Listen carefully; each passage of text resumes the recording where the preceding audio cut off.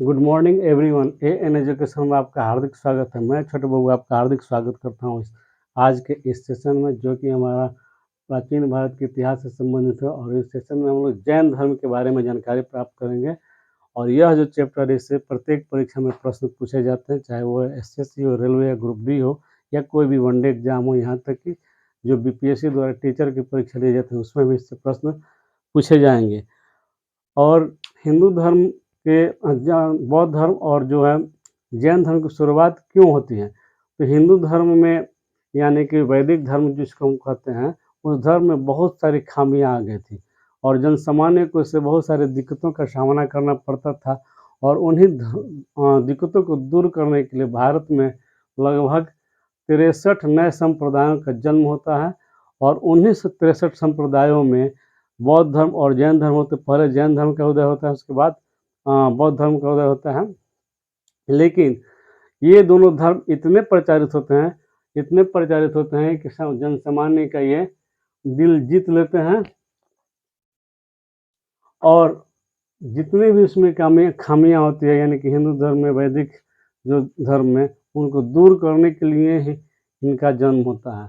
तो चलिए देर न करते हैं, इसके बारे में जानकारी हम लोग प्राप्त करते हैं। तो जैन धर्म की जो उत्पत्ति होती है, जिन से होती है, जिनका अर्थ होता है विजेता। यह एक प्रतिक्रियावादी धर्म है जिसके जो प्रवर्तक हैं वो ऋषभदेव हैं। अब तक जैन धर्म के 23 तीर्थंकर हो चुके हैं और जो महावीर का जो स्थान आता है वह 24वां स्थान आता है।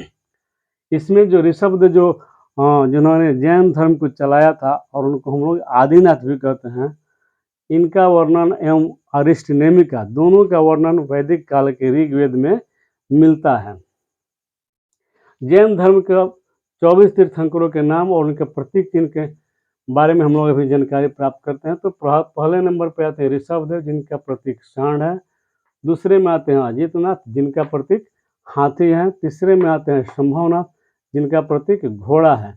चौथे में आते हैं अभिनंदन, जिनका प्रतीक कणी है। पांचवें में आते हैं सुमतिनाथ, जिनका प्रतीक कौंच यानी कि सारस है। छठवें में आते हैं पद्म प्रभु, जिनका प्रतीक कमल है। सातवें में आते हैं सुपार्श्वनाथ और इनका प्रतीक चिन्ह स्वास्तिक है। आठवें में आते हैं चंद्र प्रभ और इनका प्रतीक चिन्ह चंद्र है। नौवें में आते हैं सुविधिनाथ और इनका जो प्रतीक चिन्ह है वह मकर है। 10वें में आते हैं शीतलनाथ और इनका जो प्रतीक चिन्ह है वो श्रीवत्स है। 11वें में श्रेयांसनाथ आते हैं, जिनका प्रतीक चिन्ह गैंडा है। 12वें में वासुपूज्य आते हैं, जिनका प्रतीक चिन्ह भैंस है। 13वें में विमलनाथ आते हैं और इनका प्रतीक चिन्ह शुकर यानी कि शुगर है। 14वें में आते हैं अनंतनाथ, जिनका प्रतीक चिन्ह बाज है। 15वें में आते हैं धर्मनाथ, जिनका प्रतीक चिन्ह वज्र है। 16वें में शांतिनाथ आते हैं, जिनका प्रतीक चिन्ह हिरण है। 17वें में कुंथुनाथ आते हैं, जिनका प्रतीक चिन्ह बकरा है। 18वें में अरनाथ आते हैं, जिनका प्रतीक चिन्ह नंदा वर्थ है। 19वें में आते हैं मलिनाथ, जिनका प्रतीक चिन्ह पिक्चर कलश है। 20वें में आते हैं मुनि सुव्रत, जिनका प्रतीक चिन्ह कच्छप यानी कि कछुआ है। 21वें में आते हैं नेमिनाथ, जिनका प्रतीक चिन्ह नीला कमल यानी कि नील कमल है। 22वें में अरेस्ट नेमी आते हैं, जिनका प्रतीक चिन्ह शंख है। और पार्श्वनाथ जो है 23वें में आते हैं, उनका प्रतीक चिन्ह सर्फ है। और 24वें में आते हैं आपके महावीर, जिनका प्रतीक चिन्ह सिंह है। और मुख्य रूप से हम इन्हीं के बारे में जानकारी प्राप्त करेंगे। वैसे तो पढ़ने के लिए सभी के बारे में पढ़ा जा सकता है, लेकिन जो मुख्य रूप से परीक्षा में पूछे जाते हैं उन्हीं के बारे में हम लोग जानकारी प्राप्त करेंगे। तो चलिए वर्धमान महावीर एवं जैन धर्म दोनों के बारे में जानकारी प्राप्त करते हैं। तो जैन धर्म में जो महावीर हैं उनका जन्म होता है 540 ईसा पूर्व में, और जगह होता है कुंडग्राम, जो कि वैशाली के नज़दीक में है। इनकी मृत्यु जो होती है 468 ईस्वी में होती है, पावापुरी में, जो कि राजगीर के पास में है। और इनकी जो मृत्यु होती है उस वक्त 72 साल की आयु में इनकी मृत्यु हो जाती है। जैन धर्म में अगर वर्धमान महावीर के परिचय की बात करें तो इनके पिता का नाम सिद्धार्थ, माता का नाम त्रिशला था। इनके बचपन का जो नाम था वह वर्धमान था। बचपन का क्या नाम था? वर्धमान। इनकी एक पत्नी थी जिनका नाम यशोदा था, और एक पुत्री थी जिनका नाम अनोंजा या प्रियदर्शनी था। और इनकी शादी जो होती है जमाली से होती है और जमाली इनके प्रथम शिष्य भी बनते हैं। ज्ञान प्राप्ति यानी कि महावीर को ज्ञान प्राप्ति कहाँ से होती है? तो 30 वर्ष की अवस्था में गृह त्याग करते हैं कौन? वर्धमान महावीर। और 42 वर्ष में यानी कि 12 वर्ष के तक कठिन तपस्या करने के पश्चात जृंभिक ग्राम में ऋजुपालिका नदी के तट पर यानी किनारे पर साल वृक्ष के नीचे इन्हें ज्ञान की प्राप्ति होती है। और जब इन्हें ज्ञान की प्राप्ति हो जाती है तब इन्हें केवलीन, जीन, विजेता आदि नामों से संबोधित किया जाता है। और जो ज्ञान प्राप्ति होती है इस ज्ञान प्राप्ति को हम लोग कैवल्य के नाम से भी जानते हैं। वर्धमान महावीर के अन्य नाम इस प्रकार हैं: जीन, अरहत, विजेता, नाथपुत्र, निर्ग्रंथ। निर्ग्रंथ का मतलब सभी बंधनों से मुक्त। अब अगले पॉइंट की तरफ जानते हैं और जैन धर्म के 5 सिद्धांत के बारे में जानकारी प्राप्त करते हैं कि वे कौन से 5 सिद्धांत हैं। तो जैन धर्म के 5 सिद्धांतों में पहले नंबर पर आता है अहिंसा। अहिंसा का मतलब होता है हिंसा नहीं करना, यानी किसी जीव की हत्या नहीं करना। अगर हम किसी जीव की हत्या नहीं करते हैं तो वो अहिंसा होता है। इसका बहुत व्यापक भी अर्थ है। दूसरा है सत्य यानी कि सच बोलना। तीसरा है अस्तेय, चोरी नहीं करना। चौथा है अपरिग्रह यानी कि संपत्ति नहीं रखना, संपत्ति का अर्जन नहीं करना। पांचवा है ब्रह्मचर्य। ब्रह्मचर्य का अर्थ होता है इंद्रियों को वश में रखना यानी कि ब्रह्मचर्य का पालन करना, यानी शादी विवाह से दूर रहना। अब बात करें कि इनका ये जो पांचों जो सिद्धांत दिए थे ये पांचों पंच महाव्रत के नाम से जाने जाते हैं। इनमें से प्रथम जो 4 हैं वो पहले से चलते आ रहे हैं। वर्धमान महावीर ने 5वां ब्रह्मचर्य शब्द जोड़ा है। अब चलिए जानकारी प्राप्त करते हैं जैन धर्म के त्रिरत्न के बारे में। त्रिरत्न में हमेशा कन्फ्यूजन पैदा होता है। परीक्षा में जब त्रिरत्न के बारे में पूछा जाता है तो त्रिरत्न गौतम बुद्ध में भी पढ़ते हैं, त्रिरत्न इसमें भी पढ़ते हैं, लेकिन दोनों में अंतर है। इसमें जो त्रिरत्न है वो आते हैं सम्यक ज्ञान, सम्यक ध्यान, सम्यक आचरण। यानी कि ये जो 3 सम्यक ज्ञान, सम्यक ध्यान, सम्यक आचरण जो है ये तीनों जैन धर्म के त्रिरत्न कहे जाते हैं। सम्यक ज्ञान का मतलब होता है उचित ज्ञान प्राप्त करना। सम्यक ध्यान का मतलब होता है सही ढंग से ध्यान करना। और सम्यक आचरण का मतलब होता है उचित आचरण करना, यानी कि किसी के साथ में संपर्क में जब हम होते हैं तो उनके साथ सही आचरण करें, सही व्यवहार करें। संलेखना के बारे में जानकारी प्राप्त करते हैं आगे। संलेखना का मतलब होता है बिना अन्न और बिना जल ग्रहण किए। और बिना अन्न और बिना जल ग्रहण के जब हम लोग प्राण त्याग देते हैं तो उसको संलेखना विधि कहते हैं। यानी कि जैन धर्म में एक प्राण त्याग करने की विधि है जिसको हम संलेखना कहते हैं।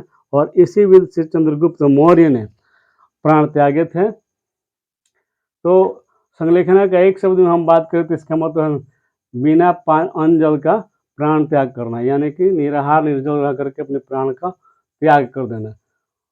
अब बात करते हैं अगले पॉइंट की तरफ। और जैन धर्म में जानते हैं कि देवताओं का अस्तित्व है कि नहीं। तो इसमें देवताओं का अस्तित्व है यानी माना जाता है। वर्ण व्यवस्था, तो ये वर्ण व्यवस्था में भी विश्वास करता है। और जैन धर्म यह मानता है कि जो भी वर्ण व्यवस्था बनाए गए हैं वो कर्म के अनुसार पर बनाए गए हैं, जन्म के आधार पर नहीं। जैन धर्म का प्रचार कैवल्य प्राप्ति यानी कि जैन धर्म क्या बोलते हैं, महावीर को ज्ञान की प्राप्ति होने के बाद ये पहला जो उपदेश देते हैं वह राजगृह में विपुचल पहाड़ी के पास देते हैं। और इनके जो प्रथम शिष्य होते हैं वह जमाली होते हैं। प्रथम जैन भिक्षुणी जो इनकी होती है वो चंदना होती है। दधिवाहन चंपा नरेश की पुत्री होती है। अगर पूछा जाए कि प्रथम जैन भिक्षुणी कौन थी तो चंदना थी। और चंदना कौन थी तो दधिवाहन चंपा नरेश की पुत्री थी।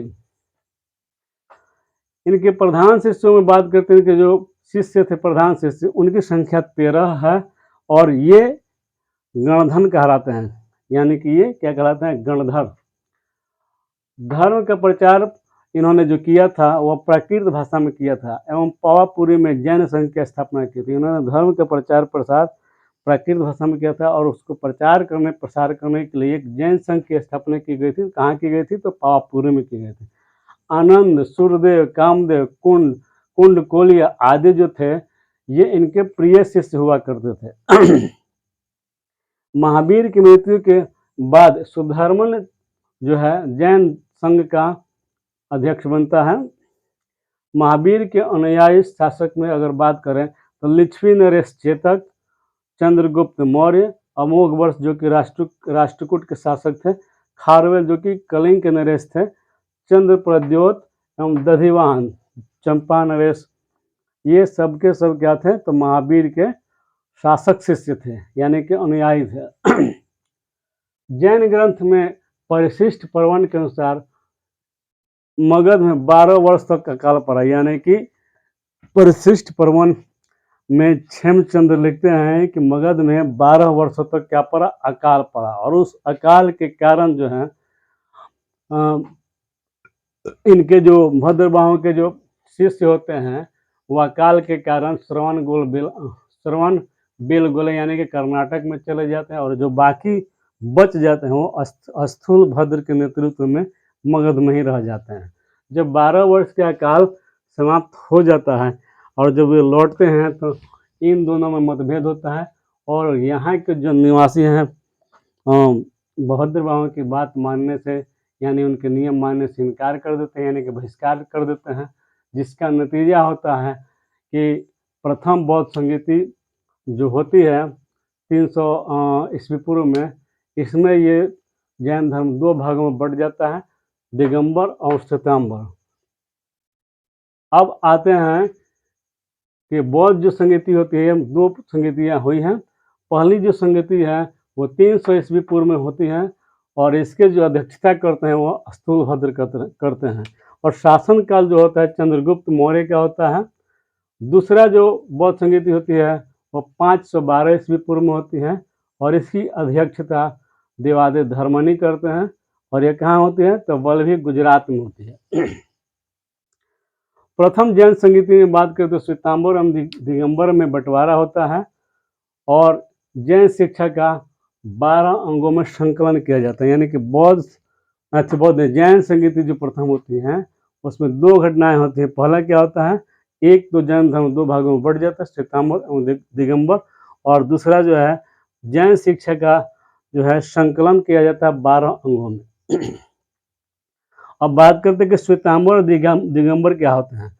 तो श्वेतांबर का मतलब है तो श्वेत वस्त्र धारण करने वाले, यानी जो श्वेतांबर के मानने वाले होते हैं वे श्वेत वस्त्र यानी कि उजला कपड़ा धारण करते हैं शरीर पर, और दिगंबर वाले जो होते हैं, दिगंबर का मतलब होता है आकाश, वे पूरे आकाश को ही अपना कपड़ा मानते हैं और इस तरह से वे नग्न रहते हैं। अब बात करते हैं जैन साहित्य के बारे में, और दूसरे जो जैन संगति होती है उसमें क्या होता है? अंतिम रूप से जैन ग्रंथों का लिपिबद्ध किया जाता है, यानी कि लिपि के रूप में बद्ध किया जाता है। अब बात करते हैं जैन साहित्य के रूप में। तो जैन साहित्य को आगम कहा जाता है। कोई पूछे कि आगम किसे कहा जाता है? तो जैन साहित्य को कहा जाता है। इसमें 12 अंग, 12 उपांग, 10 प्रकीर्णन, 6 छेद एवं 4 मूल सूत्र होते हैं। जैन ग्रंथ अर्धमागधी में लिखे गए। किस भाषा में लिखे गए हैं? तो जैन ग्रंथ जो है अर्धमागधी में लिखे गए हैं। भद्रबाहु ने कल्पसूत्र की जो रचना की थी वह संस्कृत में की थी। प्रमेय कमल मार्तंड की जो रचना है जिसकी रचना क्षेमचंद्र ने की है, इसकी रचना किसने की है? क्षेमचंद्र ने। किसकी? तो प्रमेय कमल मार्तंड की।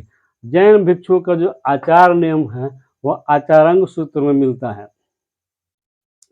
इस तरह से जैन धर्म के बारे में जानकारी जो हमें मिलती है ये यहीं पर समाप्त होती है। इसमें जो पाप बताए गए जैन धर्म में वो 18 प्रकार के पाप कर्म बताए गए हैं जो कभी हम बता देंगे। अगर वीडियो अच्छा लगे तो लाइक शेयर सब्सक्राइब करें, अपने दोस्तों को शेयर करें ताकि उनकी परीक्षा भी अच्छी तरह से उनकी पूरी परीक्षा की तैयारी हो सके और वह भी इससे लाभ उठा सकें। और कमेंट वीडियो में ज़रूर कीजिएगा, चैनल को लाइक एवं सब्सक्राइब भी कीजिएगा। तब तक के लिए जय हिंद, जय भारत, धन्यवाद।